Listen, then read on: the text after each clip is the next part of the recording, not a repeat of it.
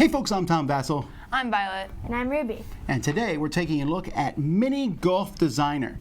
Now I was excited about this one and backed it on Kickstarter because I like miniature golf. Like, I really like it. Do you guys like it? I like Minigolf, but I get too frustrated in it. that's what I was gonna say. You do better than I do, so be I got quiet. like 20 turns on one hole. I had. Yes, but I love it. So forget whether if you guys like it or not. But it sounds fun though to make your own miniature golf course, right? Yeah. That part is a neat idea. So let's take a look at how the game works, and we'll be back.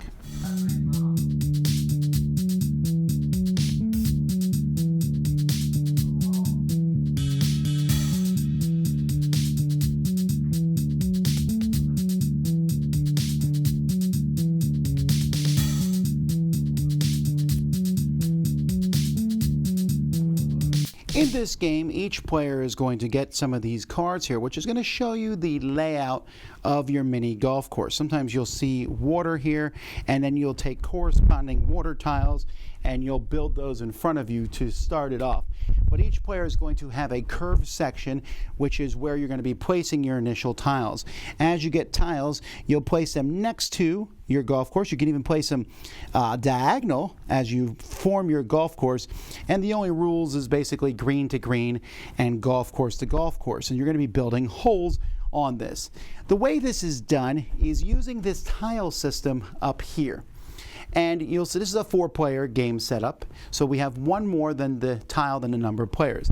And when you put these tiles down, you'll draw them from the bag, and they have numbers on the back, and you just put them in ascending order. So that's 1, 3, this is a 9, a 12, and a 13.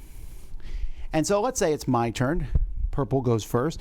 Purple says, I want this tile. So they'll take this one, put this tile in their golf course. So maybe they put it like this. And then yellow takes this tile. Green decides to take this tile. Blue doesn't necessarily want one of these tiles, so blue goes on the bench. And the reason this is important, because once everyone's done going, these are going to be thrown back in the bag. We're going to move this up, and then we're going to draw from this huge bag of tiles. You're going to draw more tiles and place them out. And then blue is going to decide which goes first, then yellow, then purple, then green. Now, if multiple people pass, whoever passes last is going to get to go first. So sometimes you will pass because you really want a specific tile on the next one down. And you're going to keep doing this. Now, once someone finishes their golf course, they're done, they're going to still take a tile. They're just going to put it face down in front of them. They're not going to add it to their golf course, and this is going to count for extra points for them at the end of the game. So players are going to be encouraged to finish their golf courses when one person is done. Here's an example of a finished miniature golf course. Let's talk a little bit about this. I already mentioned how you're trying to finish holes. I mean, you can make holes that aren't correct or finished, but that will cause you to lose points at the end of the game.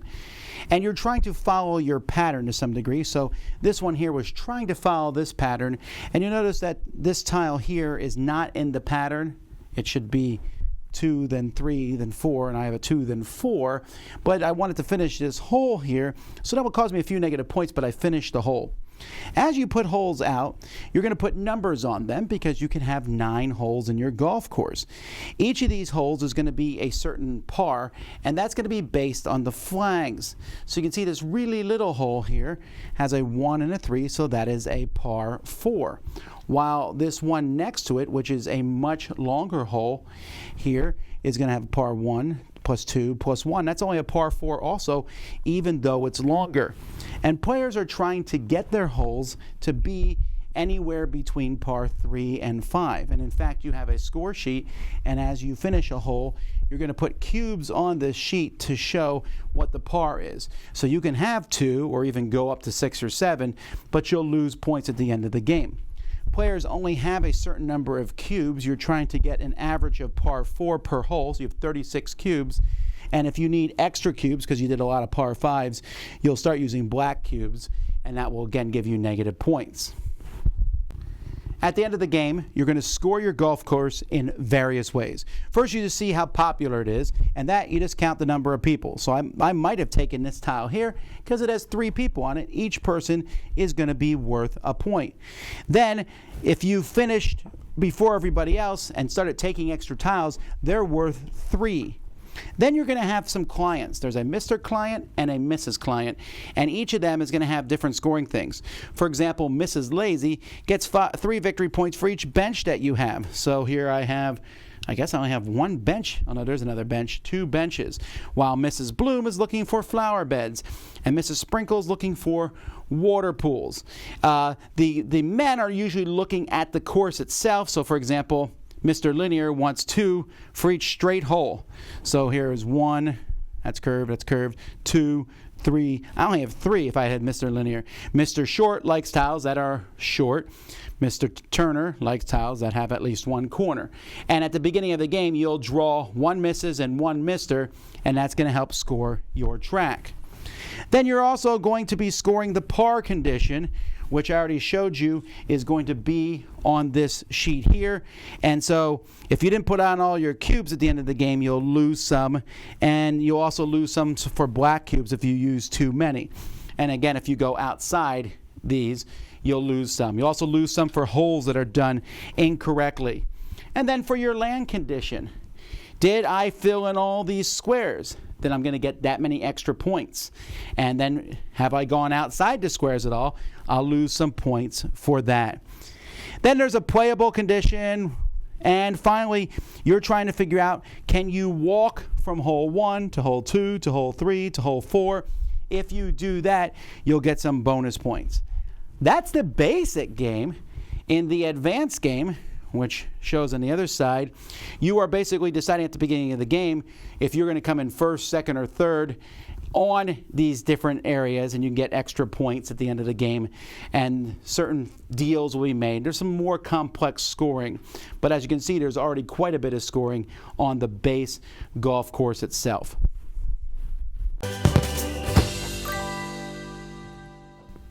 When it comes to components here, I feel that there is a real bait and switch going on here because this cover looks pretty nice. This art on the rule book is very different. And I know that art is subjective, so I'm not going to say this is bad art. I'm just going to say I hate the people art.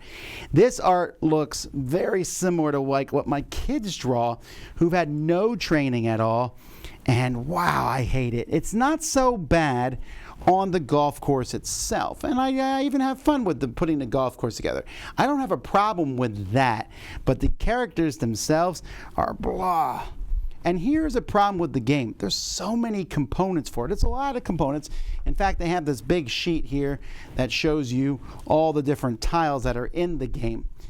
And the game has a problem because if you play with fewer than 5 players, you need to take out a certain number of tees, a certain number of putting greens, and it would be easier to just throw all the tiles in. But if you throw all the tiles in, it might take you a while to find something that you're looking for.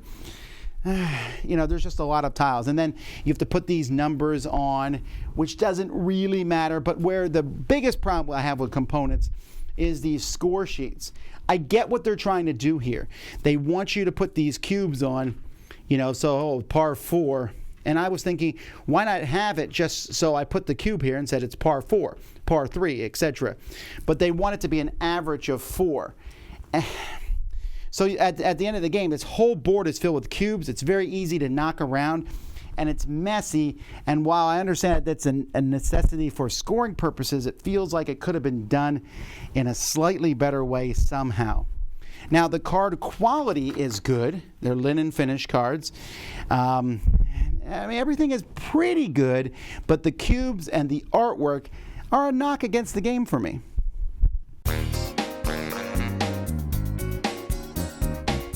Okay, I just talked about how I don't like the artwork at all, but maybe you guys like it. No. No? Not at all. Really? Their noses looked really weird.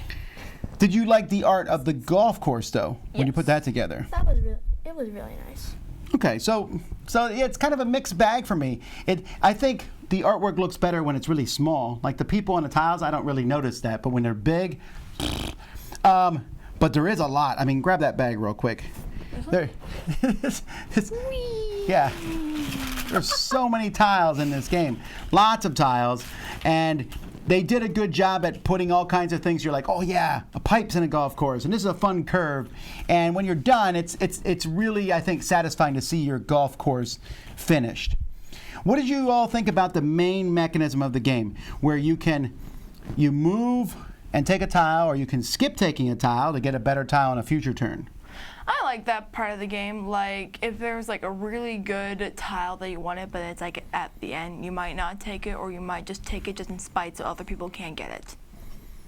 Well, who would do that? What about you? I liked that too, especially if that you can actually pass instead of taking one. That's really convenient if you don't want anything. Sure, and it can catch you though, because at the beginning we were like, oh, who wants these tiles that just have green on them? But they might have a lot of people on them, or a dog. Some people score for dogs or benches or whatever. So you might take it for that reason. And if you wait too long, if you're like, I will wait for all the perfect tiles, someone will finish before you, and not only are they scoring 3 points every turn, but they're taking tiles that you might want, so you can't wait too long. What did you think about the so many different ways to score? Well, I kind of like that. Like, for one thing, like when you scored for having types of mini golf courses, like they have numbers, you don't want it to be too long or too short. Right, you don't want the par to be too long or too short. Yeah. I also like the fact where you can just like collect other random things like dogs and that stuff. What about you? Yeah, I liked that. There's a whole lot of different things going on in the game. I felt like there might be too many things going on. Like every time you took a tile, you're thinking, how does this finish my course? Does it have the things the Mr. wants and the Mrs. want? Is this going to make my par too long or too short? Can you walk from one hole to the next? Is it in the shape that I have here? I felt like there might have been too many things. I might have cut one of them. But you don't think there was too many? Not really. Didn't think too hard. You didn't really think that hard. You decided, oh, I like this piece. It looks cool. I'm going to make it as difficult as possible. Well, sure. No, but I mean, it is easy to get caught up in making your course look cool. I would have definitely cut some of the scoring. I would have definitely cut the whole walk from one hole to the next. I felt like that was a wonky rule. And like I said, the cubes and par, I wish there had been a cleaner way to do that. Now, making the holes and making them par between 3 and 5, that makes sense. And I like that they have different flags on here, and you are looking at all this stuff. So I think, for me, this game felt good. It doesn't feel streamlined. It feels like they took everything they could think of. And again, the advanced game adds stuff. It's like ridiculous. I wouldn't even play with that stuff. So my question, though, is, despite my thoughts on that, what are your overall thoughts on the game? I like the game. What would you give it out of 10? I guess maybe a 6. Okay, so you don't love it, you just like it. Yeah. What about you? 7. 7? Mm-hmm. So what's your favorite thing about the game? Probably just making the mini golf course itself. Like how you make a start from finish and you can try making it look good. Yeah, I like that too. That. And another thing I like about it is like stealing stuff that other people want and just seeing their face fall apart. What is wrong with you? Whose child are you? Yours. Yeah, but I don't steal stuff from you guys that often. Hardly. Once in a while. All right, so you both like it more than me. I would probably give it a 6, also like Violet, although for me a 6 means okay. I think the game is fine. I think I would love it, actually, but the art and the cubes drop it for me a bit, and I feel like there's just too much scoring, which seems like a weird thing because I normally like point salad-y style games. All that, though, it's a great theme. There's no other really good game about making miniature golf course holes. And so I think a lot of people are going to really like it. So there you have it. That's Mini Golf Designer. I'm Tom Vasel. I'm Violet. And I'm Ruby. And we'll see y'all next time on the Dice Tower.